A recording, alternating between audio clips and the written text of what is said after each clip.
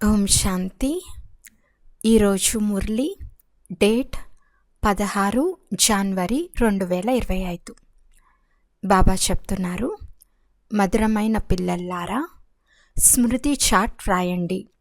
ఎంతెంత స్మృతిలో ఉండే అలవాటు అవుతూ ఉంటుందో అంతంతగా పాపాలు తొలగిపోతూ ఉంటాయి.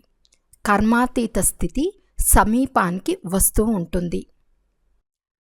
ప్రశ్న: చాట్ సరిగ్గా రాసామా లేదా అని ఏ 4 విషయాల ద్వారా తెలుసుకోవచ్చు? జవాబు: 1. వ్యక్తి, 2.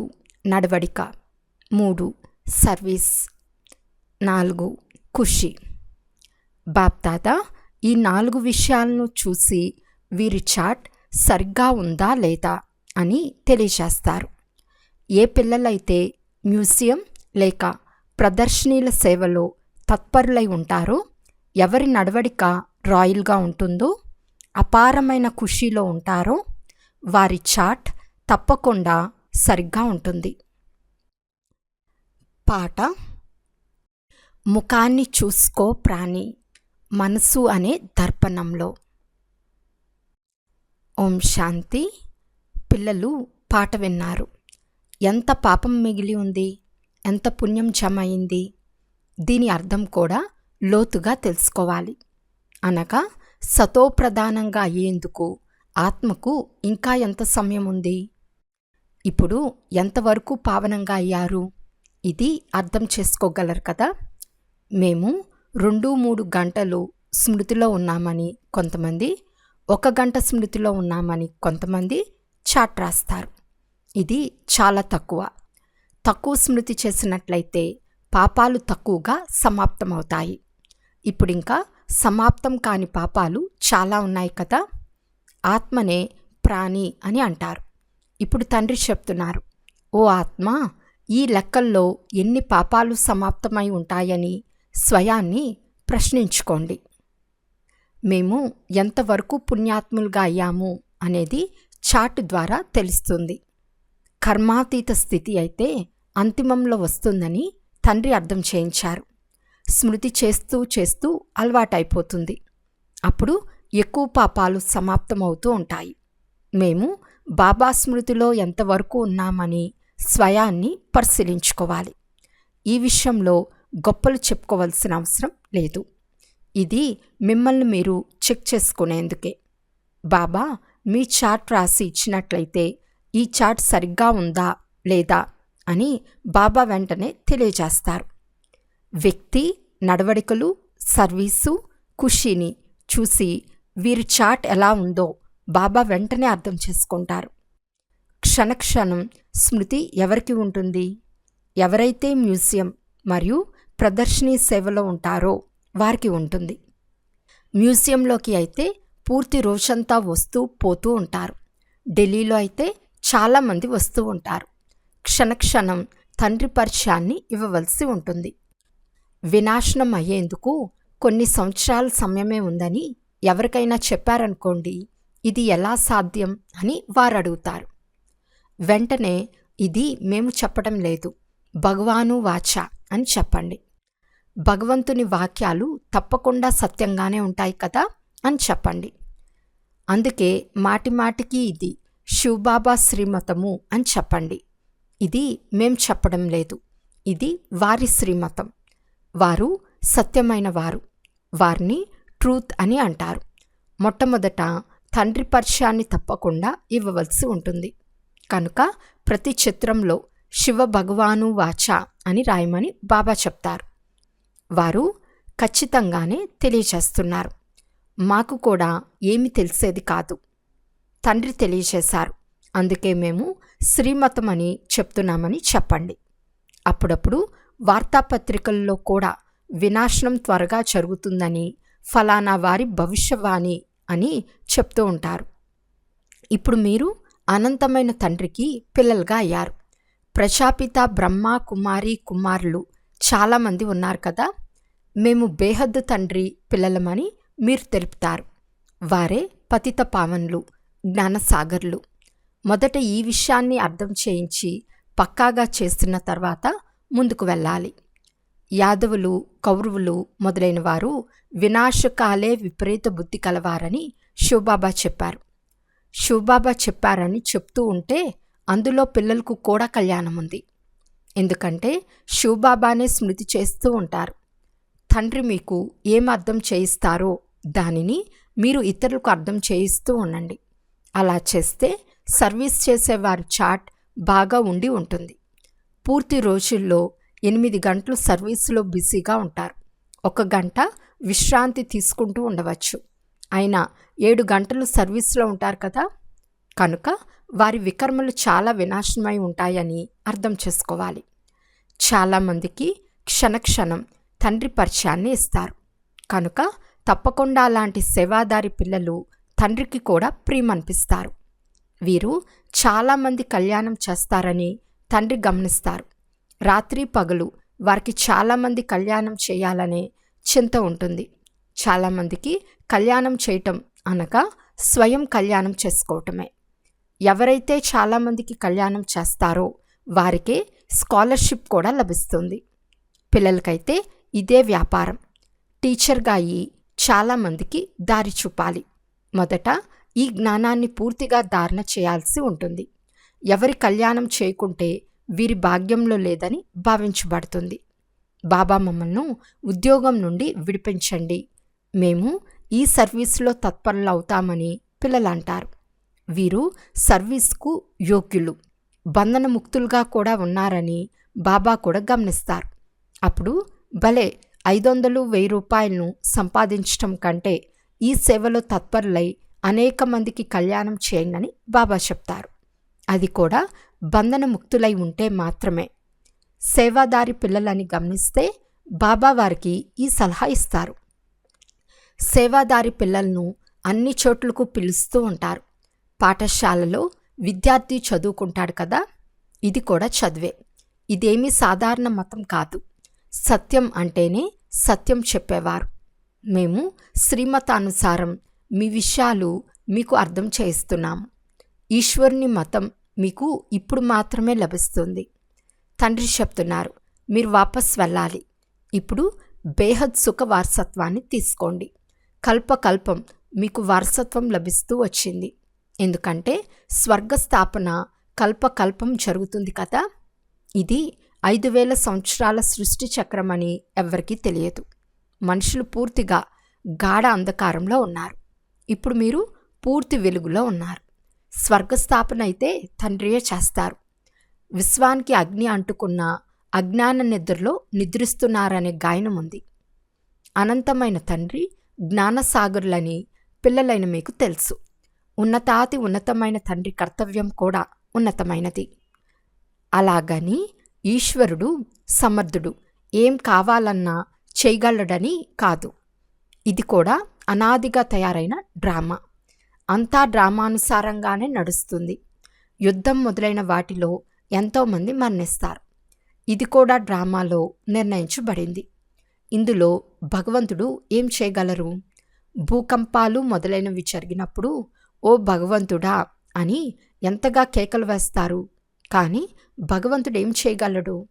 వచ్చి వినాశనం చేయండి మీరే భగవంతుడిని పిలిచారు. కొత్తది స్థాపన చేసి అంతా వినాశనం చేయండి పతిత ప్రపంచంలో పిలిచారు. నేను వినాశనం చేయను. ఇవన్నీ డ్రామాలో నిర్ణయించబడినవి. అనవసరంగా రక్తపు నదులు ప్రవహిస్తాయి. ఇందులో రక్షించటం మొదలైన మాటే లేదు.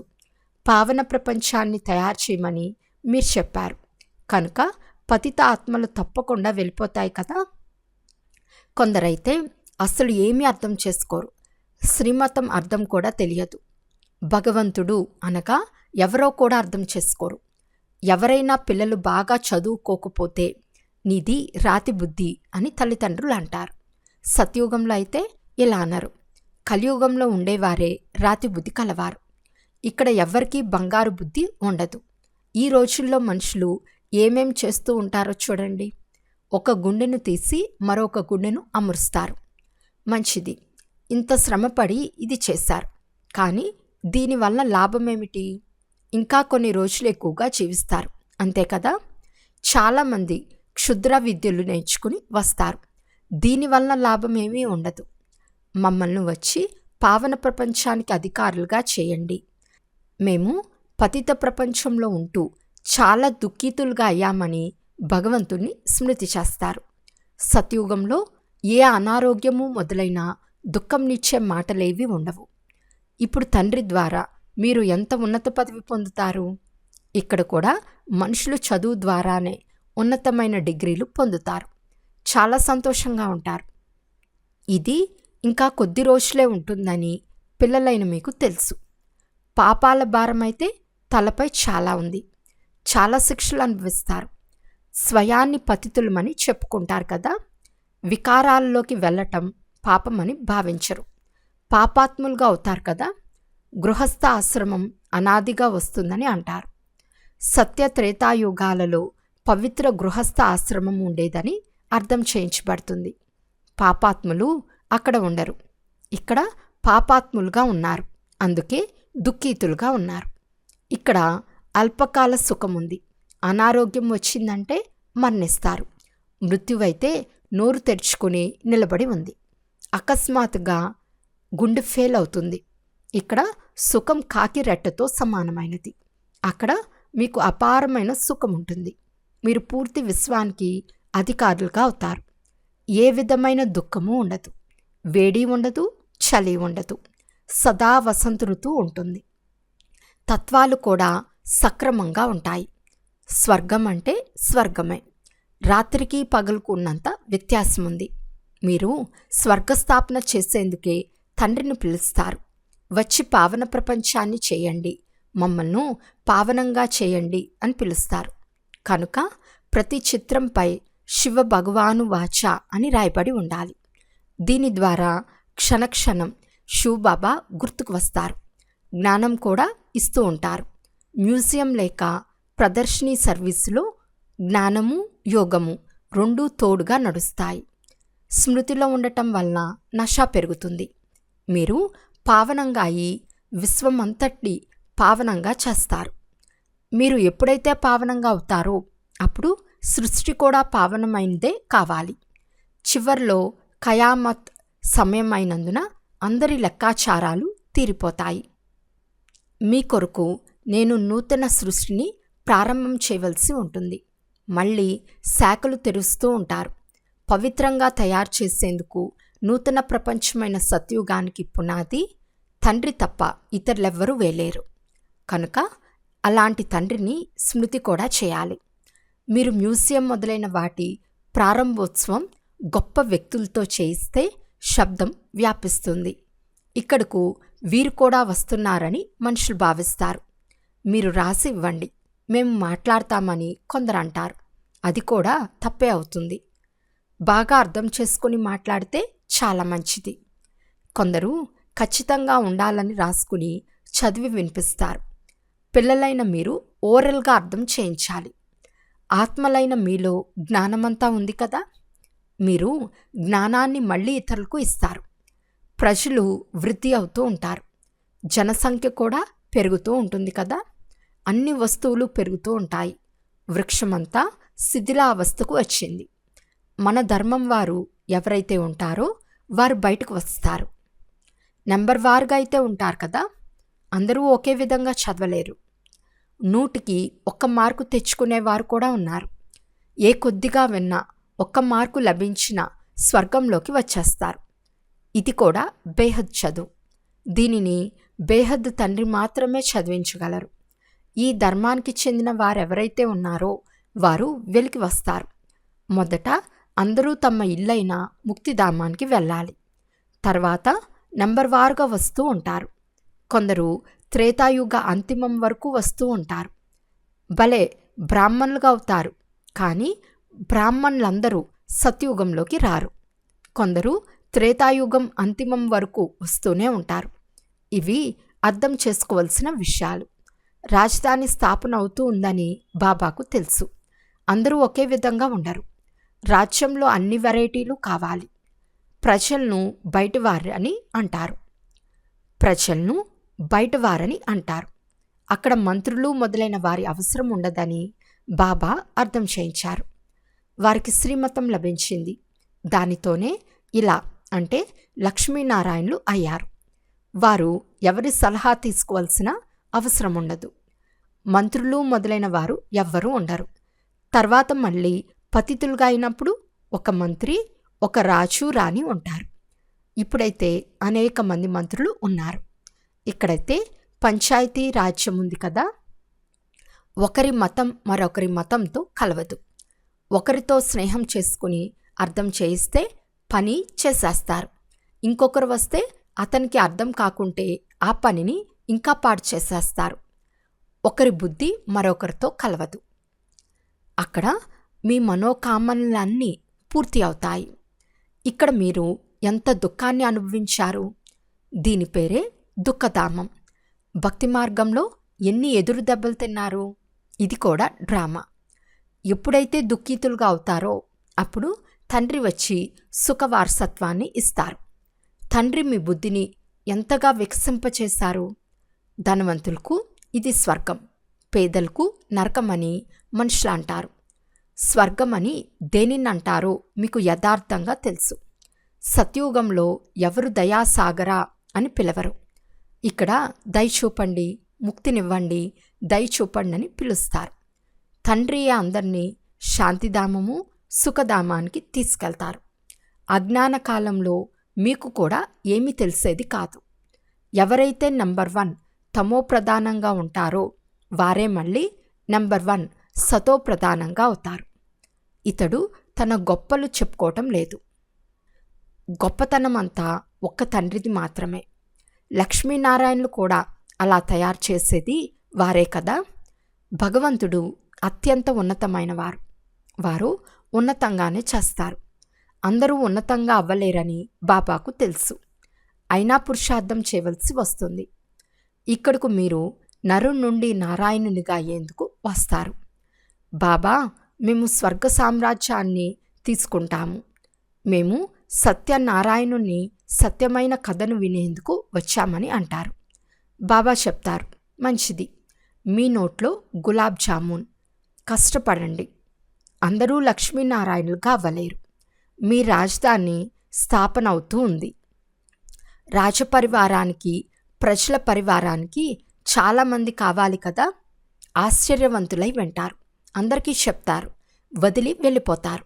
మళ్ళీ తిరిగి కూడా వస్తారు.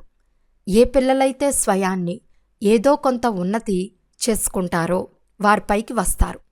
పేదవారే సమర్పణ అవుతారు. దేహ సహితంగా వేరెవ్వరూ స్మృతి రారాదు. ఇది చాలా గొప్ప గమ్యం. ఒకవేళ ఏదైనా సంబంధం జోడింపబడి ఉంటే అది తప్పకుండా గుర్తుకు వస్తూ ఉంటుంది.